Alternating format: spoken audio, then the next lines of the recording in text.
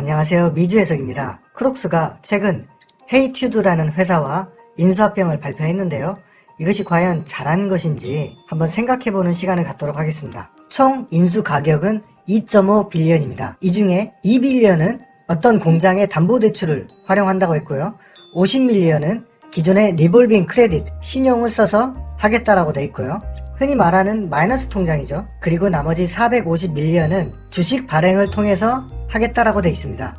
주식 발행이라는 것은 결국 자사주로 매입했던 것을 다시 유통시킨다는 얘기겠죠. 그래서 450밀리언의 자사주를 활용한다면은 저번 분기 그리고 저저번 분기를 합친 금액이 450밀리언이기 때문에 자사주 매각이 2분기 후퇴한다는 얘기가 될 수 있습니다. 자, 우리가 크록스가 추구하는 방향은 가벼움, 편리함, 그것이 전부다라는 것이죠. 신발의 가장 원초적인 기능에 집중하는 것이고, 그리고 최근에는 환경오염이 되지 않는 재료들을 쓰겠다라는 것인데요. 이 헤이튜드도 기본적으로 패키징 같은 경우는 산업 폐기물들을 활용해서 만들고 있고, 이 헤이튜드도 기본적으로 가볍고 그리고 편리함을 추구하고 있습니다. 뒤에 내용을 보시면 아시겠지만, 자, 그래서 크록스는 헤이튜드 신발을 통해서 이 캐주얼 시장에 들어가겠다는 건데, 기존의 크로그 시장은 8빌리언, 그리고 샌달은 30빌리언인데 이 캐주얼 신발 같은 경우는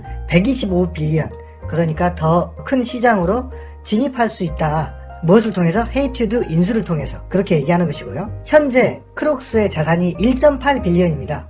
그런데 인수 가격이 2.5빌리언이기 때문에 자신이 가지고 있는 자산보다 훨씬 더 큰 자산을 사는 것이죠. 물론 시가총액으로 보면 9빌리언에 육박하기 때문에 시가총액보다는 작지만 어찌됐든 본인들이 가지고 있는 자산 대비는 굉장히 큰 회사를 인수하는 것이고, 크록스 PSR을 보면 3분기 매출 기준으로 봤을 때는 4.25인데요.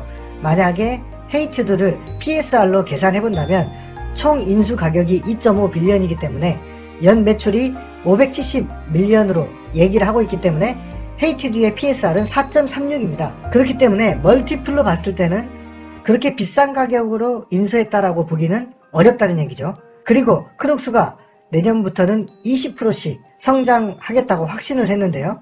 크록스만큼 헤이튜드가 성장한다면은 그렇게 나쁜 딜은 아닐 수 있다는 생각이 듭니다. 그래서 크록스는 2022년 최소 20% 성장을 자신했었죠. 이게 3분기 때 한 얘기이기 때문에 최소 20%는 성장하겠다는 거고, 헤이튜드 같은 경우는 2022년 750밀리언을 달성할 것이다, 최대. 그러면은 30% 성장을 자신하는 겁니다. 그렇다면은 수치상으로 봤을 때는 헤이튜드가 성장성이 더 좋기 때문에 그렇게 나쁜 딜이 아니다라고 주장을 하는 것이고요. 그렇다면 헤이튜드가 성장하는 근거는 어디 있는 것인가? 현재 21년 570밀리언의 매출을 달성하고 있고, 그 매출의 95%가 미국에서 발생하고 있다. 그리고 미국 시장은 이제 시작 단계다 라고 얘기하는 것이고, 지난 3년간 헤이튜드의 미국에서의 인지도가 굉장히 증가하고 있다는 걸 얘기하는 것이죠. 자, 그런데 이 부채는 어떻게 되는가? 왜 저번에 크록스 소개 영상에도 말씀드렸지만 크록스는 무려 394%나 되는 부채를 가지고 있죠. 그렇기 때문에 부채가 좀 문제인데 현재 현금으로는 도저히 이 회사를 살 수 없기 때문에 부채를 2빌리언 이상 내는 거기 때문에 현재 부채 1.4빌리언에서 무려 3.4빌리언이나 부채가 증가한다는 것이죠. 자, 우리는 부채 비율이 합병 후 어떻게 될 것이냐는 현재 알 수 없습니다. 왜냐면은 헤이튜드의 자산과 부채가 얼마나 되는지가 아직 공개되지 않았기 때문에 저희가 알 수는 없겠지만 394%의 비중보다는 훨씬 올라갈 가능성이 높겠죠. 왜냐면은 자산 대비 프리미엄을 줬기 때문에 그 프리미엄만큼 부채가 올라가는 거기 때문에 분명히 비율은 높아질 것입니다. 자, 그런데 이 3.4빌리언을 언제 다 갚을 수 있을까를 한번 계산해보면 크록스 분기 매출이 625밀리언, 그리고 실질적인 현금 흐름, 에비타라고 볼 수 있는 부분이 211밀리언이기 때문에 매출에서 발생하는 순수 현금 비중은 33%다. 자, 그렇다면 22년 크록스 매출을 대충 계산해보면 크록스가 20% 성장할 수 있다라고 봤을 때 21년 매출 2.2빌리언에 20%를 더하면 22년에는 2.6빌리언이 될 것입니다. 자, 그렇다면 헤이튜드는 22년에 750밀리언을 달성할 수 있다라고 내다봤기 때문에 합계를 해보면 3,390밀리언이 됩니다. 이 매출에서 현금 흐름의 에비타를 생각해본다면 33%, 즉 1.1빌리언을 벌 수 있습니다. 자, 그러면은 현재 2빌리언으로 대출을 실행했기 때문에 요걸 다 갚는 것은 최소한 2년이라는 시간이 걸릴 수가 있다는 얘기입니다. 자, 이게 무슨 문제를 유발하느냐. 크록스를 투자했던 많은 이유 중에 하나가 주식 숫자가 굉장히 적고 그 다음에 자사주 매각을 공격적으로 하기 때문에 매수를 했는데 22년에는 부채 비율을 어느 정도 낮추기 위해서는 자사주 매입을 할 수가 없다는 얘기를 하는 것이죠. No share repurchase in 2022. 주식 숫자가 적고 자사주 매각의 메리트가 없어지는 거죠. 더군다나 지난 2분기 동안 매입했던 자사주는 전부 다 토해내야 되는 상황인 거죠. 자, 그렇기 때문에 현재 주가가 어느 정도 빠지는 부분도 이해할 수가 있습니다. 왜냐면은 21년도 6월 달에 주가를 보면 $100입니다. 그렇기 때문에 현재 주가가 그보다 훨씬 높기 때문에 자사주 메리트가 줄어든다면은 주가가 어느 정도 떨어질 수는 있겠죠. 자, 그렇다면 크록스 CEO는 과연 이 헤이티드에 어떤 점을 보고 합병을 했는지 알아보겠습니다. 이게 CNBC에서 했던 방송 내용인데요. 자, 사회자가 묻습니다. 크록스는 그냥 신발 회사가 아니고 완전한 아이코닉이다. 헤이티드는 그런 크록스 같은 아이코닉이 있느냐라고 물어봤을 때, 자, 웰리하고 앤디에서 완전한 아이코닉 신발이라 할 수 있다.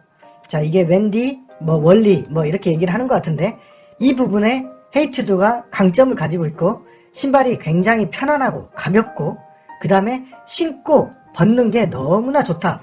크록스 유사한 점과 닮아 있다는 거죠. 그리고 매출 성장도 굉장히 좋다라고 얘기를 하고 있습니다. 그런데 이 사회자분이 좀 나이가 드셨죠. 자, 그래서 나는 들어본 적이 없다, 미국에서는. 그래서 미국의 침투율은 어떤가 라고 물어봤습니다. 그랬더니 사장이 우리가 헤이티드를 산 이유가 바로 그것이다. 자, 570밀리언의 95%가 미국에서 발생했는데, 이것은 미국의 미드웨스트 그리고 남부에서 엄청난 인기를 끌었다. 그런데 다른데 동부라든지 북부, 그 다음에 플로리다 같은 데는 아직 전혀 퍼지지 않았다는 것이죠. 그것이 우리로서는 엄청난 기회고, 또한 글로벌 시장에도 가능성이 크다라고 되어 있습니다. 우리나라에도 이미 진출을 해 있죠. 자, 그래서 미국에서 아직 커야 될 시장이 많이 있고, 크록스의 영업력을 따진다면은 매출 성장을 크게 할 수 있다는 얘기를 하는 것이고요. 자, 헤이티드를 키울 전략이 뭐냐 라고 물어봤는데요. 우리는 크록스를 세계적인 회사로 키운 마케팅 경험이 있다. 인플루언서, 디지털 커뮤니케이션을 활용해서 특히 이 헤이티드가 10대들의 인기가 엄청나다. 그래서 그쪽에 집중하겠다라는 얘기를 합니다. 자, 그런데 이 사회자가 크록스가 인기가 있었던 이유는 인플루언서나 이런 마케팅을 잘 활용한 면도 있지만, 자, 의사, 간호사들, 그리고 요리사들, 이런 사람들이 이 제품의 극단적인 편안함에 이 크록스를 선택했기 때문이다. 마케팅 때문만이 아니지 않느냐라고 묻는 겁니다. 자, 우리는 크록스를 2020년 팬데믹 때 85만 개를 전 세계 의사, 간호사들한테 기부를 했었다. 그리고 그들은 지금도 크록스에 빠져있다 라고 얘기를 하는 거죠. 이런 극단적인 직장이나 어떤 헬스케어라는 산업군을 공략해서 크록스가 엄청나게 유행하게 된 계기를 만들었다는 거죠. 이런 방법을 헤이티드에도 적용하겠다는 거죠. 자, 그래서 구체적으로 어떻게 하겠다는 건 없겠지만, 헤이티드가 아웃도어고 컨비니언스 외출복이기 때문에 어떤 그런 산업군을 딱 찍어서 공략하겠다는 거죠. 그리고 헤이티드를 좀 조사를 해봤더니 굉장히 편안한 신발인데 정장에도 제법 잘 어울리는 세련미를 가지고 있더라. 그래서 가볍고 편안하고, 그리고 어떤 보수적인 회사나 이런 건 아니겠지만 경쾌한 회사에는 충분히 출근용 신발로도 가능하다는 거죠. 자, 그래서 이 CEO의 말을 좀 들어봤는데요. 크록스를 키운 굉장한 자신감과 그리고 영업력, 아직 헤이티드가 개척해야 될 미국에서의 스페이스가 많이 있다. 그리고 마케팅 능력을 자기는 믿는다는 거죠.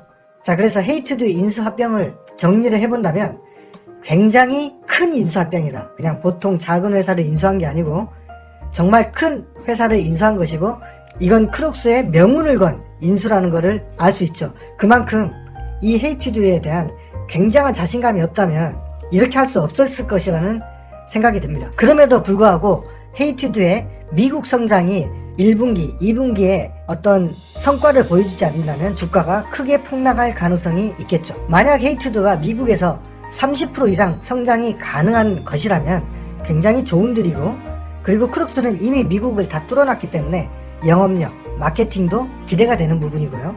아까도 보셨지만 자사주 매각이 크록스를 투자하는 큰 장점이었는데 주식수도 다시 늘어나게 되고, 적어도 2022년에는 자사주 매각은 어려울 것으로 생각되기 때문에 회사의 펀더멘탈은 크게 요동쳤다 라고 얘기할 수 있습니다. 가장 걱정되는 부분은 390%나 달하는 부채가 얼마나 늘어날지, 그 다음에 헤이튜드의 자산과 부채가 얼마나 되는지 다음 분기 실적에 어느 정도 밸런스 시트를 보면서 알 수가 있겠죠.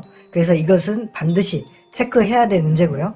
무엇보다 중요한 거는 1분기, 2분기 때 크록스의 매출이 충분히 성장해 주지 않는다면 굉장히 부정적인 시그널을 줄 수 있기 때문에 우리는 그 부분을 면밀히 지켜보면서 투자를 해야 될 것 같습니다. 우리 구독자분들 남은 시간도 행복한 하루 보내시기 바랍니다. 감사합니다.